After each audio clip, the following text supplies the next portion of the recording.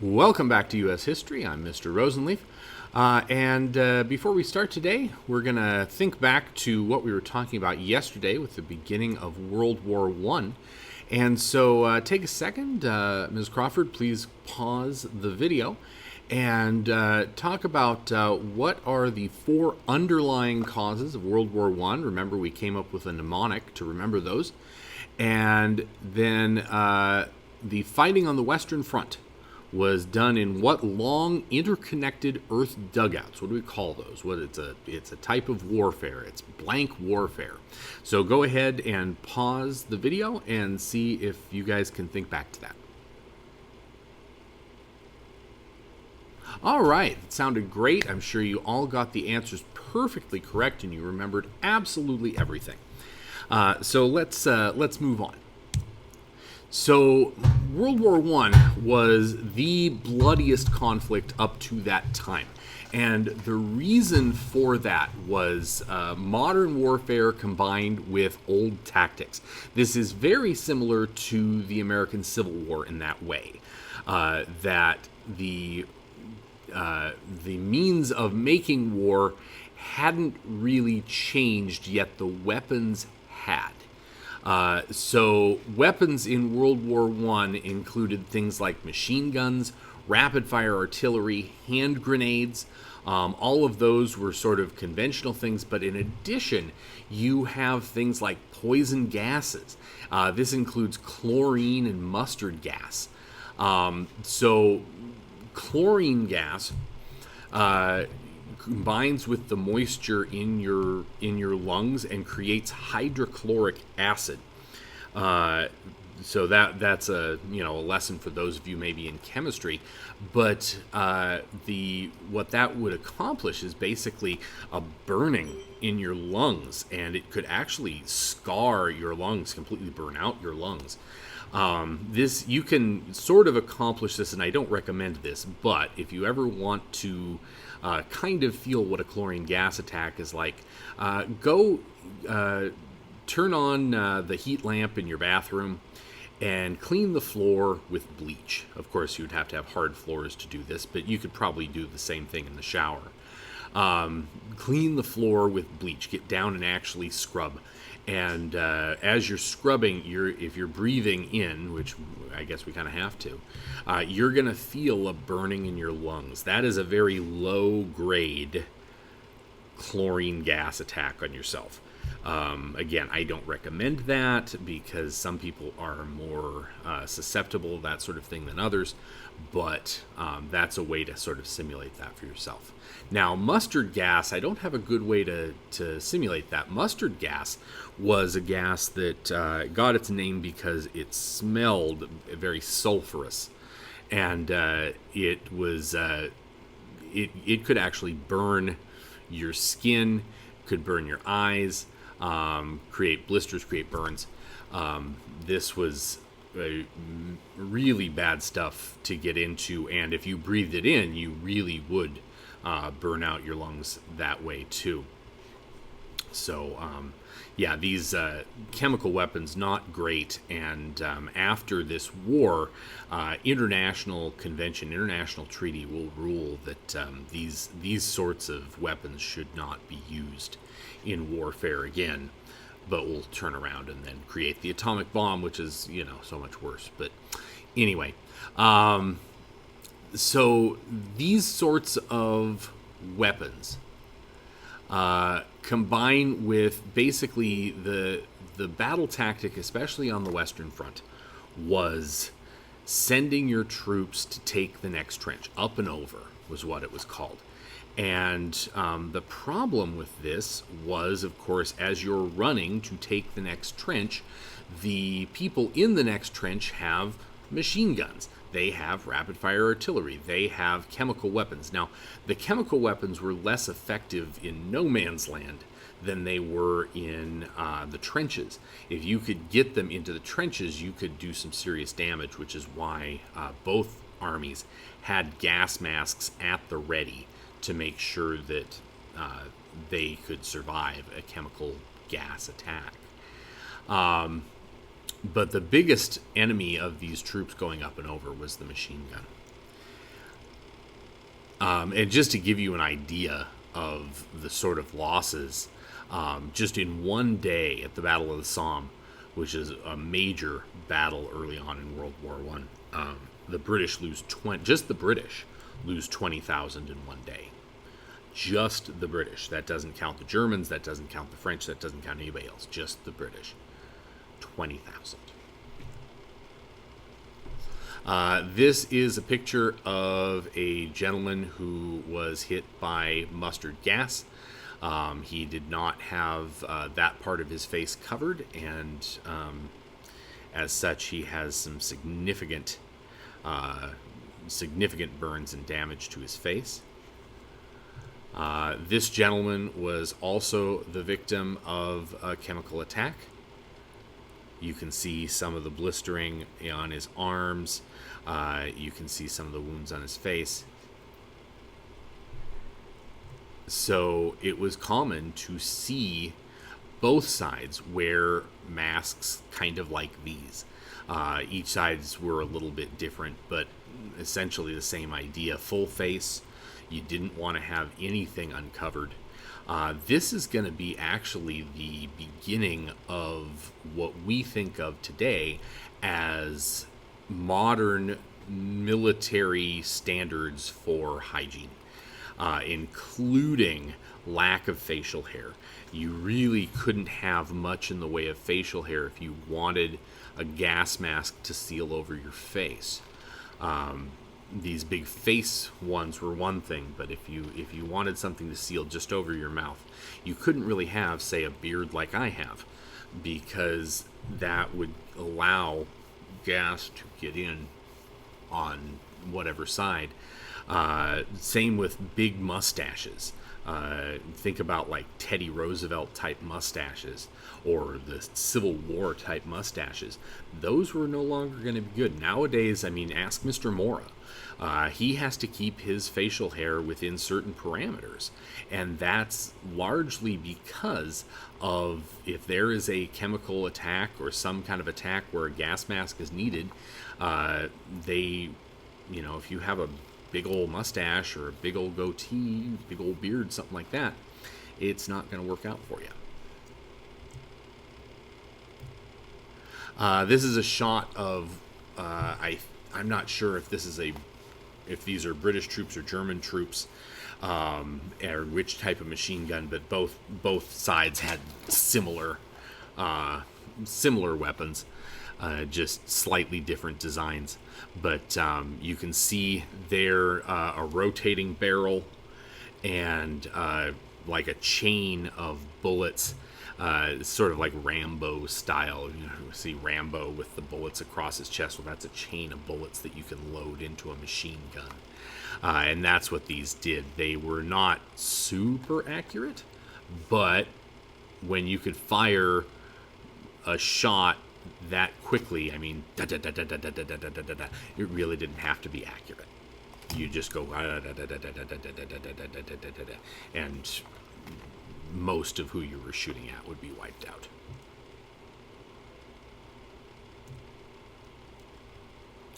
In addition, we have things like grenades. These were American grenades, but the British had these, the Germans had these, the French had these.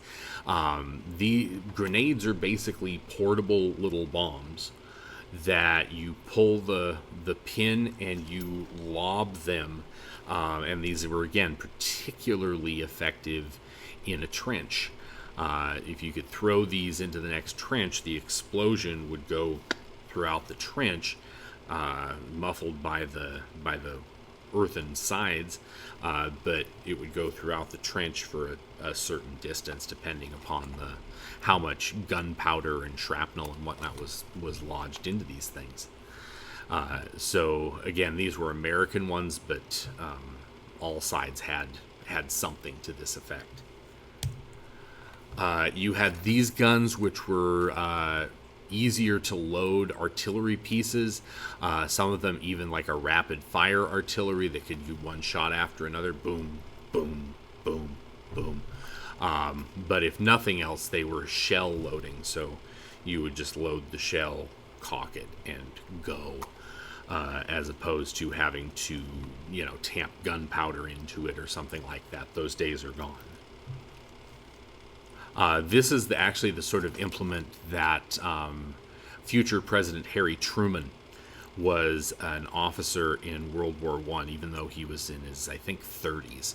At that point, he was an elected officer in the Missouri National Guard, and the Missouri National Guard was called up for this war. And his platoon or company or whatever it was called, they were tasked with hauling a couple of these things around using horses and setting them up and firing. So Truman sort of earned his World War I stripes as an artillery officer in the Army. This is not Harry Truman, but it very easily could have been. Truman would have been doing essentially a very similar thing.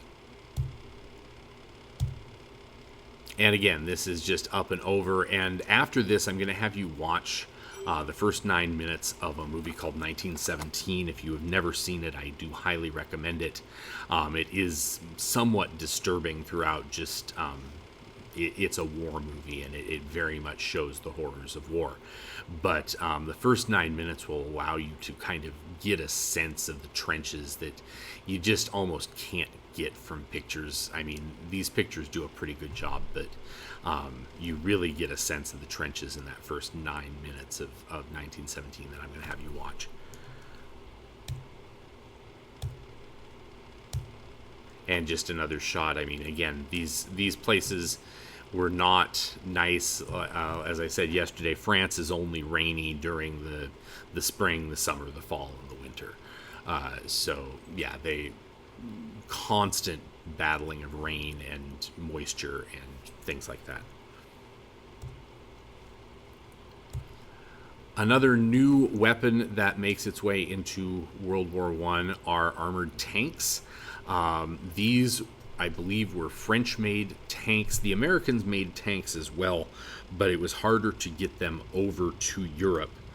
But the original idea for the tank had actually come during the U.S. invasion of Mexico to find Pancho Villa.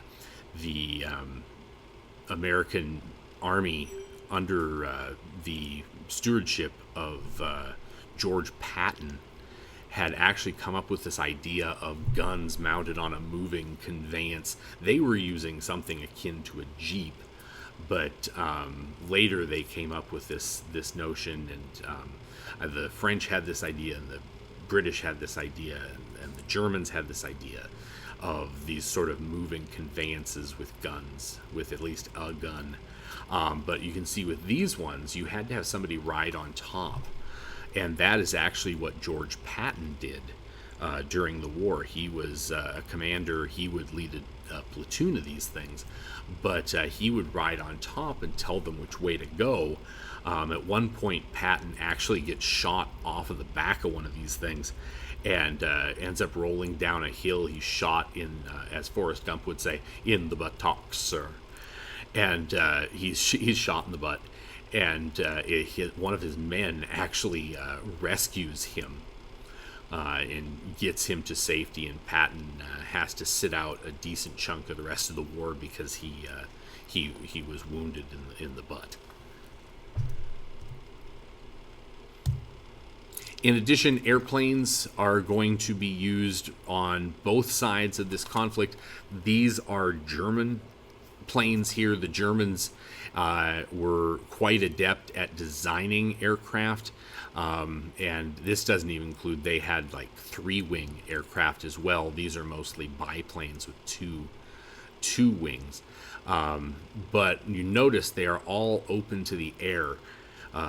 Closed cockpits were not going to happen really until we get to World War II. These were not even planes made of metal for the most part. We're talking wooden frames. Obviously the engines were metal, but wooden frames with canvas stretched over them. And so one thing about them, they could be patched. If you got bullet holes, which you frequently did as you were flying around, when you came back down to Earth and you landed, hopefully safely, you could then take scrap canvas and literally sew the holes in your plane so that it would be more airworthy in the future. But it also had no protection for pilots. So if another pilot got behind you and shot, you might be dead. They could shoot you from the front. They could shoot you from the sides. Being a pilot in World War I was very, very dangerous, despite the fact that even Harry Truman thought that they were sort of dandies and that they got these cushy jobs flying around and not doing much.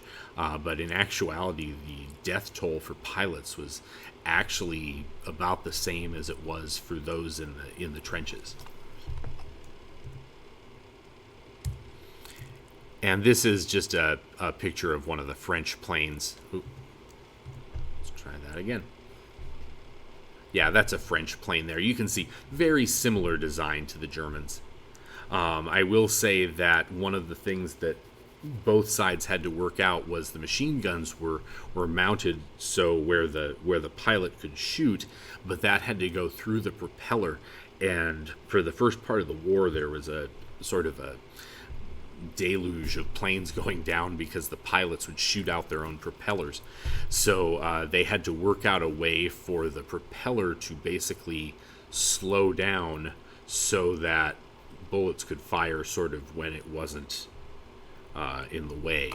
And I think it was the Germans came up with it first, and then the French were able to come up with it. One of the things we might do is watch a movie called Flyboys, which features Americans flying for the French. The French actually created a whole division of their Air Force for American pilots. It was called the Lafayette Escadrille. And it was named after, obviously, the Marquis de Lafayette, who was one of the major figures in the American Revolution. And so a good chunk of Americans, dozens of Americans, went and flew for the French before America actually entered the war. After America entered the war, some of them stayed flying for the French. Some of them went to fly for the Americans. Some of them, the Americans wouldn't let them fly. The French had no problem with black people flying planes. The Americans had considerable trouble with that. So if you were African American and you were part of the French force and then went to fight for America, you probably found yourself cleaning latrines. Unfortunately, this was a pretty racist time. Okay, so discussion. Turn to your neighbor. Name some of the new weapons that were used in World War I. Go ahead and pause. Okay, let's see what those were. So we're talking about things like chlorine gas, mustard gas, machine gun, rapid-fire artillery, hand grenades, and in addition, we had tanks and fighter aircraft. And it's pretty amazing that the first actual flight of fixed-wing aircraft had only been, it was basically at the beginning of the century, and 15 years later we're using them in warfare, and they are highly maneuverable machines. So aviation had come really a long way. So meanwhile, and we'll just kind of start this here, but the United States starts the war from 1914 until about 1917. The United States was officially neutral.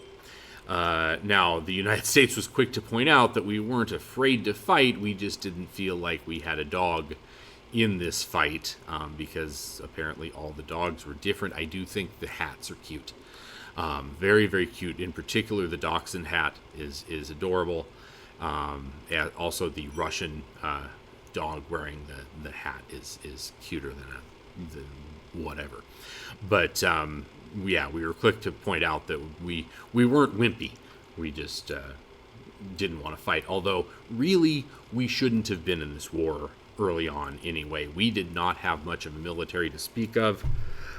We had Marines, but we didn't have much of an army. We had National Guard, but they were, well, as I said, Harry Truman was an officer in the Missouri National Guard. Not because he had exceptional skills or anything like that, but it was because people trusted him. Even though he had not gone to college, he was basically a failing farmer at that point.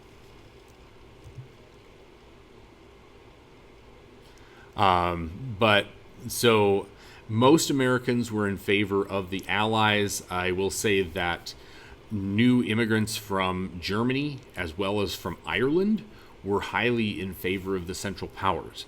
The Irish had no love for the Germans, or for the British, and so they were going to oppose the British no matter what. And the German immigrants were still very, very loyal to the fatherland.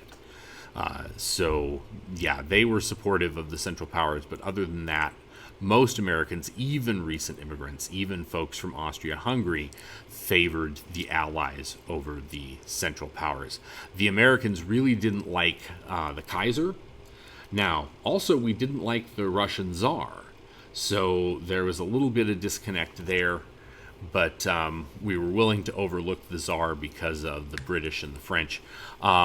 And the other thing was that we were only getting the story about the war from the British. We were not getting perspectives of the Germans or any other belligerent country, because the British went ahead and cut the telegraph line from Germany to the United States. So the only telegraph line that was going across the Atlantic bringing news of the war to the United States was the British telegraph line, and the British were sure to put a lot of propaganda through that telegraph line, making sure that Americans knew about the barbarism that was being perpetrated by the Germans. In actuality, both sides were pretty barbaric in this, really. But we started to get, things like this. This is a later poster because it's telling people to enlist. But this was meant to scare. I mean, this was, okay, the Germans are going to come to the American shores, and I think the pretty lady is supposed to be America or something. There was very patriotic music, but that was opposed to this. I mean, this song, which I will play for you tomorrow. I don't want to get content blocked. But the song is called "I Didn't Raise My Boy to Be a Soldier. Please someone remind me to play it." It's a very interesting song and a very old recording. But this was how Americans really felt in the lead up to American involvement, was that America shouldn't really be involved in this conflict. And then here's just another poster. Some really interesting propaganda posters in this conflict.